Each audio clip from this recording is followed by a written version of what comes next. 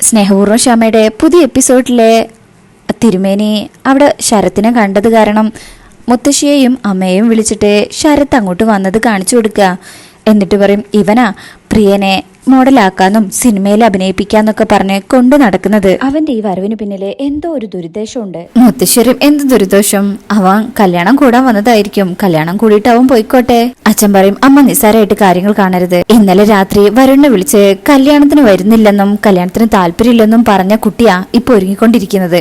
ഒരബദ്ധവും സംഭവിക്കാൻ പാടില്ല. ഈ സമയം ശരത്ത് വരെ കാണുന്നുണ്ട്. ഇവര് ശ്രദ്ധിക്കുന്നതും സംസാരിക്കുന്നതും ഒക്കെ മനസ്സിലാക്കുന്ന ശരത്ത് പതിയെ അവിടുന്ന് ബാക്കോട്ട് വലിയ. അച്ഛൻ പറയും, അവൻ പ്രിയങ്കമോളെ കാണരുത്, വാ നമുക്ക് നോക്കാം അവൻ എങ്ങോട്ടാ പോകുന്നതെന്ന് എന്ന് പറഞ്ഞ് അവരെല്ലാവരും ശരത്തിനെ പിന്തുടർന്നു പോവാ. ശരത്ത് ഇവര് കാണാതിരിക്കാൻ വേണ്ടിട്ട് ആൾക്കൂട്ടത്തിനിടയിൽ മറിഞ്ഞു നിന്ന് ഇവരെങ്ങനെ നോക്കുകയാണേ. ഇവരാണെങ്കില് ശരത്തിനെ കാണുന്നില്ല, എവിടെയൊന്നും കാണുന്നില്ലല്ലോ. അച്ഛൻ പറയും, ഇത്രയും നേരം മനസ്സമാധാനത്തോടെ നിന്നതാ, ഇപ്പൊ അതും നഷ്ടമായി. ഈ സമയം ശരത്ത് വേഗം പുറത്തേക്ക് ഓടണേ. ഇവര് കണ്ടിട്ടില്ല. അങ്ങനെ തിരുമേനി അമ്മേനെ കൂട്ടി അകത്തേക്ക് തന്നെ പോവാ. എന്നിട്ട് പറയും, അമ്മാവനെ വ്യക്തമായിട്ട് കണ്ടതല്ലേ, അവരിങ്ങോട്ട് വന്ന് പ്രിയങ്കയെ കാണണമെന്ന് പറഞ്ഞാ കാണാൻ പറ്റില്ലെന്ന് തറപ്പിച്ച് പറയണം. ഇവിടുന്ന് അമ്മ മാറാനും പാടില്ല. അത് ഞാൻ ഏറ്റു. ഇനി ഒരാളും എന്റെ കണ്ണു വെട്ടിച്ച് അകത്തേക്ക് പോവില്ല. ശേഷം അച്ഛൻ പറയും, യശോദേ അവൻ എവിടെയാ നിൽക്കുന്നത്, എന്താ ചെയ്യുന്നതെന്നൊക്കെ കണ്ടുപിടിച്ചേ പറ്റൂ, താൻ വന്നേ എന്ന് പറഞ്ഞ് അമ്മയെ കൂട്ടി അച്ഛനും പോവാ. ഈ സമയം ശരത്ത് പതിയെ ഓഡിറ്റോറിയത്തിനകത്തേക്ക് തന്നെ കയറിയിട്ടുണ്ട്. അതുവരെ ആരും കണ്ടിട്ടില്ല. അമ്മയ്ക്കും അവൻ ഈ സമയം അകത്ത് കയറിയത് അക്രമം ഒന്നും ചെയ്യില്ലായിരിക്കുമല്ലേ. ആർക്കറിയാനാ, അച്ഛനമ്മമാരെ വിഷമിപ്പിക്കില്ല എന്നൊക്കെ ഇപ്പോഴത്തെ പിള്ളേര് പറയുന്നത് കളിയാക്കി പറയുന്നതാ. അവർക്ക് തോന്നുന്നത് അവര് ചെയ്യും. അതിപ്പോ ഇനി ആര് വിഷമിച്ചാലും ചത്താലും എന്നൊക്കെ പറഞ്ഞ് ശരത്തിനെ തെരയണേ. ഈ സമയത്താണെങ്കില് മുത്തശ്ശി അവിടുന്ന് മാറിയിട്ടേ ഇല്ല. മുത്തശ്ശി ആ ഡ്രസ്സിംഗ് റൂമിന്റെ അടുത്ത് തന്നെ ഇങ്ങനെ നിൽക്കണേ. അപ്പോഴായിരിക്കും അങ്ങോട്ട് വേറൊരു ചേച്ചി വന്നിട്ട് മുത്തശ്ശിയോട് സംസാരിക്കുന്നത്. മുത്തശ്ശി ആ ശ്രദ്ധയില.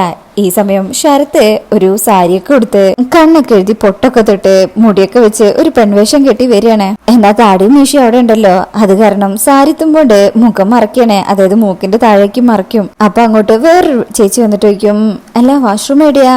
അപ്പൊ ശരത്ത് പറയും, ഇതാ അവിടെയാണ്. അങ്ങനെ അവര് പോകാൻ തുടങ്ങുമ്പോ അവരുടെ കയ്യിലുള്ള ആ ഗിഫ്റ്റ് ബോക്സ് കാണാം. ശരത്ത് പറയും, ഇതും കൊണ്ടാണോ ബാത്റൂമിലേക്ക് പോകുന്നത്? ഇങ്ങത്താ ചേച്ചി എന്ന് പറയുമ്പോ ആ ചേച്ചിക്ക് അങ്ങ് നാണം വരും. ഒരു ചാന്തുപൊട്ട് സ്റ്റൈലില്ല ശരത്ത് സൗണ്ട് മാറ്റി സംസാരിക്കുന്നത്. അങ്ങനെ ഗിഫ്റ്റ് ഇപ്പൊ ശരത്തിന്റെ കയ്യിലായി. അങ്ങനെ ആ ചേച്ചി വാഷ്റൂമിൽ പോകുമ്പോ ശരത്ത് പതിയെ ആൾക്കാർക്കിടയിലൂടെ മുത്തശ്ശി കാണാതെ മുത്തശ്ശിയുടെ പിറകിലൂടെ ഡ്രസ്സിംഗ് റൂമിന്റെ ഉള്ളിലേക്ക് പോവാ. പ്രിയാണെങ്കില് ആകെ ടെൻഷനോട് കൂടിയാണ് അവിടെ ഇരിക്കുന്നത്. ഒട്ടും താല്പര്യം ഇല്ലാണ്ട് എങ്ങനെ നിക്കുക. അങ്ങനെ രാധികയും വന്നിട്ട് മുല്ലപ്പൂ ഒക്കെ വെച്ചു കൊടുക്കുക. അപ്പോഴായിരിക്കും ശരത്ത് റൂമിലേക്ക് കയറി വരുന്നത്. ഡോറ് തുറക്കുന്ന ശബ്ദം കേൾക്കുമ്പോ എല്ലാരും നോക്കുക. ശരത്ത് വന്ന് ഡോർ ലോക്ക് ചെയ്യും. രാധികയ്ക്കും എന്തിനാ കഥ കടിച്ചത് ഇപ്പൊ ആർക്കും തന്നെ ശരത്തിനെ മനസ്സിലായിട്ടില്ല. ശരത്ത് മുഖം മറച്ചിരിക്കുകയാണല്ലോ. എല്ലാരും ധാരാന്നുള്ള രീതിയിൽ നോക്കുമ്പോ ശരത്ത് ആ സാരിത്തുമ്പ് മാറ്റാണേ. ശരത്തിനെ കാണുന്ന എല്ലാവരും ഞെട്ടും. പ്രിയക്ക് ഇപ്പൊ സന്തോഷവും. രാധികയ്ക്കും താൻ എന്തിനാ ഇങ്ങോട്ട് വന്നത്, അതും ഈ പെൺവേഷം കിട്ടി? പ്രിയങ്ക, ഞാൻ തന്നെ കാണാനാ ഇത്രയും റിസ്ക് എടുത്ത് വന്നത്. അവിടെ എന്താ നടക്കുന്നതെന്ന് അറിയോ?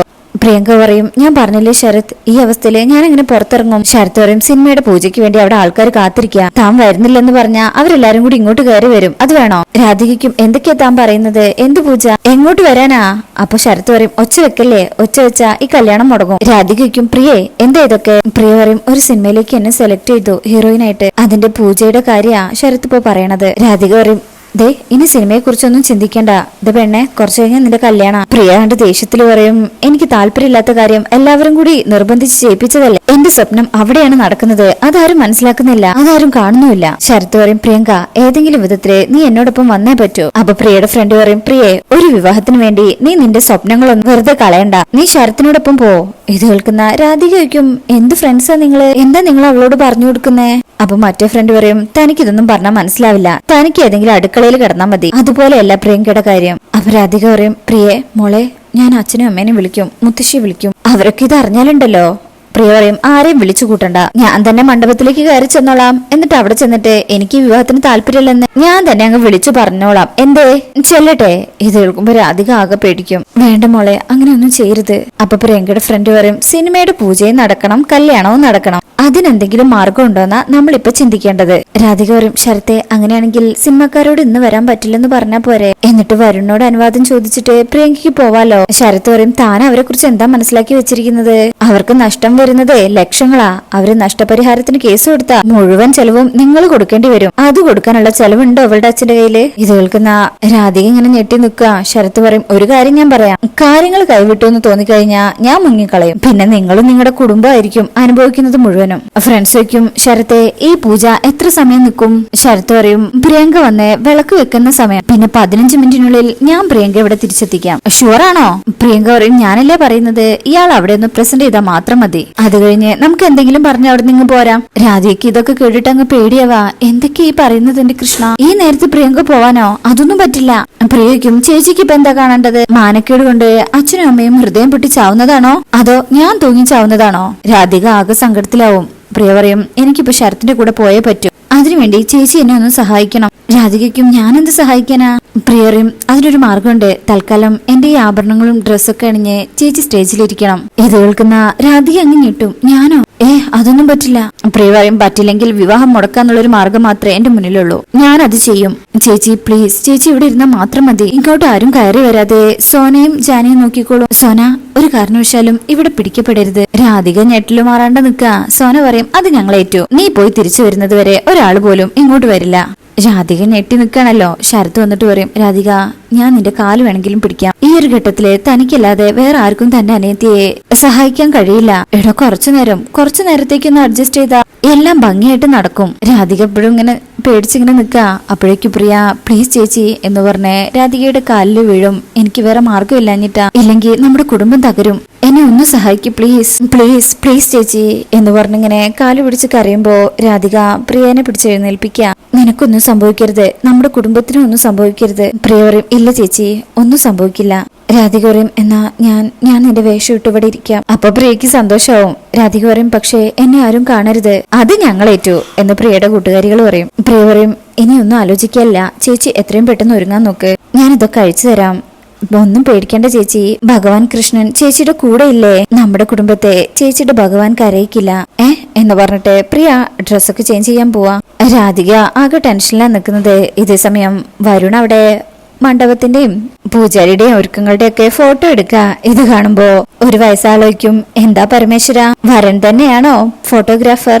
അച്ഛൻ പറയും, ഫോട്ടോഗ്രാഫി എന്ന് വെച്ചാൽ അവന്റെ ക്രേസാ. മാത്രമല്ല നമ്മളാരും സ്വന്തം കല്യാണത്തിന് ഫോട്ടോസ് എടുത്തിട്ടില്ലല്ലോ. ഇപ്പൊ ഉള്ളവർക്കെല്ലാം ചേഞ്ച് അല്ലേ വേണ്ടത്, നടക്കട്ടെ. എന്നിട്ട് വരുണിനെ വിളിക്കും. എന്താ അച്ഛാ? അച്ഛൻ പറയും, മുകുന്ദൻ അങ്കിളിനെ അതിശയം, നിന്റെ വിവാഹ ഫോട്ടോ നീ തന്നെ എടുക്കുന്നത് കണ്ടിട്ട്. കാരണവും അച്ഛൻ വിശദീകരിച്ച് തന്നു കേട്ടോ. അപ്പോ വരുൺ പറയും, എങ്കിലേ അച്ഛനും മുകുന്ദൻ അങ്കിളും കൂടെ ചേർന്ന് നിന്നോ, ഞാൻ കുറച്ച് ഫോട്ടോസ് എടുക്കാം എന്ന് പറഞ്ഞ് അവരെ ചേർത്തിരുത്തി ഫോട്ടോസ് എടുക്കാൻ വരുൺ. അടിപൊളി എന്ന് പറഞ്ഞിട്ട് ഫോട്ടോസ് ഒക്കെ എടുത്ത് കാണിച്ചു കൊടുക്കുക. അവർക്കും ഇഷ്ടാവും. ശേഷം വരുണ് ബൈജുവിന്റെ അടുത്തേക്ക് പോകും. എടാ പെൺകുട്ടി ഒഴുങ്ങി കഴിഞ്ഞോ? എടാ ഞാൻ അങ്ങോട്ട് പോയില്ല, ഇതെന്തിനാ എന്നോട് കൂടെ കൂടെ ചോദിക്കുന്നത്? വരുൺ പറയും, അല്ല പെണ്ണ് റെഡി ആയിട്ടുണ്ടെങ്കിലേ എനിക്ക് അയാളുടെ കുറച്ച് ഫോട്ടോസ് എടുക്കണമെന്നുണ്ട്.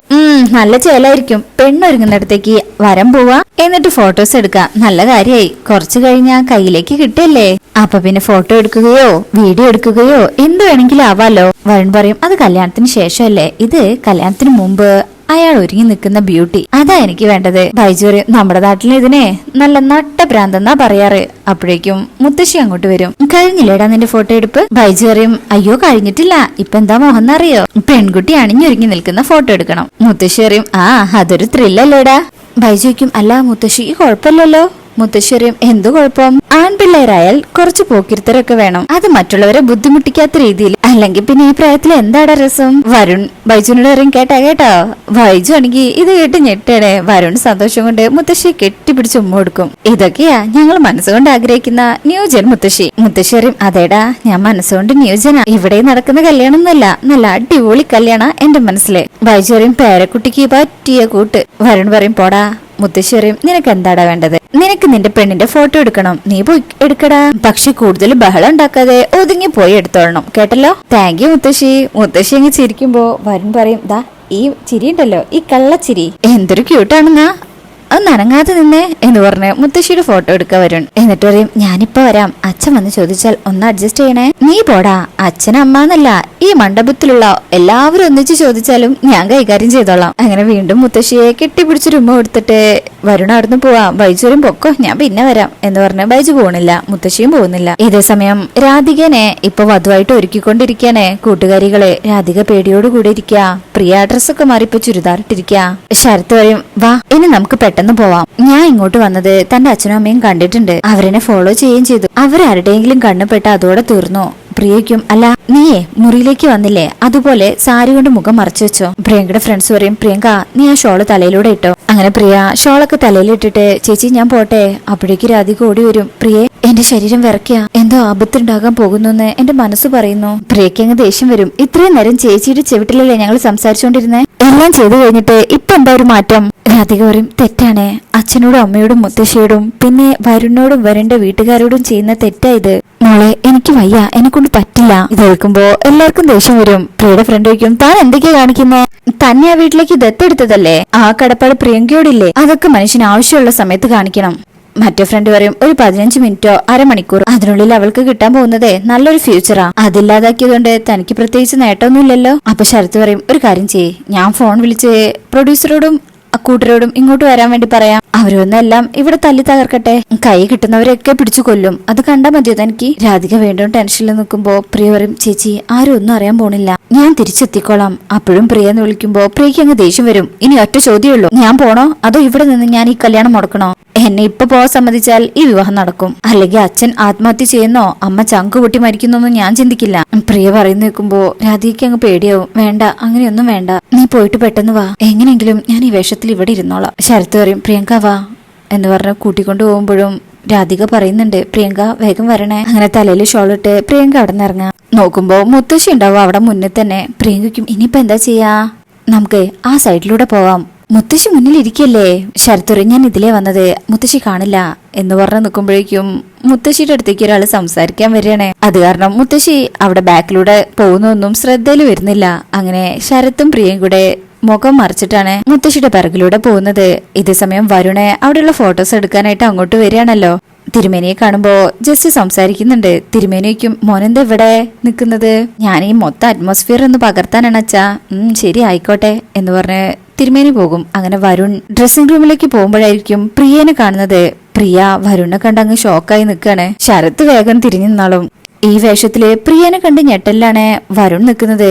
പക്ഷെ പ്രിയക്ക് അറിയില്ലല്ലോ വരുണിന്റെ മനസ്സിലുള്ള പ്രിയ താനല്ല എന്നുള്ളത്. അതുകൊണ്ട് തന്നെ പ്രിയ ഷോക്കായിട്ടാ നിക്കണേ. അപ്പൊ ഇത്രയൊക്കെയാണ് ഈ എപ്പിസോഡിലുള്ളത്. പിന്നെ ഇതിന്റെ പ്രൊമോ വന്നിട്ടുണ്ട്. പ്രൊമോയിലുള്ളത് വരുൺ ഇതൊന്നും കാര്യമാക്കാണ്ട് എങ്ങനെയെങ്കിലും റൂമിൽ എത്തുന്നുണ്ട്, ഡ്രസ്സിംഗ് റൂമില്. അവിടെ രാധിക ഇങ്ങനെ ഒരുങ്ങി നിൽക്കുന്ന കാണുമ്പോ വരുണിന് സന്തോഷാവും. കാരണം നേരത്തെ ഒരുങ്ങാതെ നിന്നത് കണ്ടപ്പോ ഒരു ചെറിയ പേടിയൊക്കെ ഉണ്ടായിരുന്നല്ലോ. ഇതേസമയം പ്രിയയുടെ കൂട്ടുകാരികൾ ആകെ പേടിക്കും വരുണെ വന്നത് കാണുമ്പോ. എന്നാൽ രാധികയ്ക്കും വരുണിനും അറിയാലോ വരുൺ സ്നേഹിക്കുന്നത് രാധികേനെയാണെന്നും ഒരു പേരിന്റെ പേരിലുള്ള ചെറിയ തെറ്റിദ്ധാരണയാണ് ഇങ്ങനെ ആള് മാറിപ്പോയതെന്നൊക്കെ ഉള്ളത്. അങ്ങനെ വരുൺ വന്നിട്ട് പറയും എടോ എനിക്ക് തന്റെ കുറച്ച് ഫോട്ടോസ് എടുക്കണം എന്ന് പറഞ്ഞ് അവിടുന്ന് രാധികയുടെ കുറച്ച് ഫോട്ടോസ് ഒക്കെ എടുക്കുക. ശേഷം വരുൺ പോവും. എന്നാ ഫ്രണ്ട്സിന് ഒന്നും മനസ്സിലാവുന്നില്ല.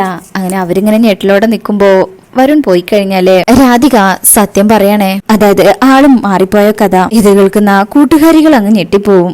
എന്ത് കണ്ടിഷ്ടപ്പെട്ട പെണ്ണിനെ മാറിപ്പോവേ, എന്താ ഇവിടെ നടക്കുന്നത്? അങ്ങനെ രാധിക വരുൺ തന്നെയാണ് ഇഷ്ടപ്പെട്ടതെന്നും പിന്നെ ഒരു പേരിന്റെ പേരിലുള്ള ആ മാറ്റത്തെ കുറിച്ചൊക്കെ അവരെടുത്ത് വിശദീകരിക്കുകയാണ്. അതിനുശേഷം പിന്നീട് വരുണ് മണ്ഡപത്തിൽ കയറിയിരിക്കുന്നതുകൊണ്ട് രാധികയെ അങ്ങോട്ട് കൊണ്ടുപോകുന്നൊക്കെ ഉണ്ട്. അപ്പൊ ഇനി അതൊക്കെ നമുക്ക് അടുത്ത ഭാഗത്ത് കാണാം. ഈ റിവ്യൂ ഇഷ്ടപ്പെട്ടിട്ടുണ്ടെങ്കിൽ ചാനൽ എല്ലാവരും ലൈക്ക് ചെയ്ത് സബ്സ്ക്രൈബ് ചെയ്ത് സപ്പോർട്ട് ചെയ്തേക്കണേ. താങ്ക്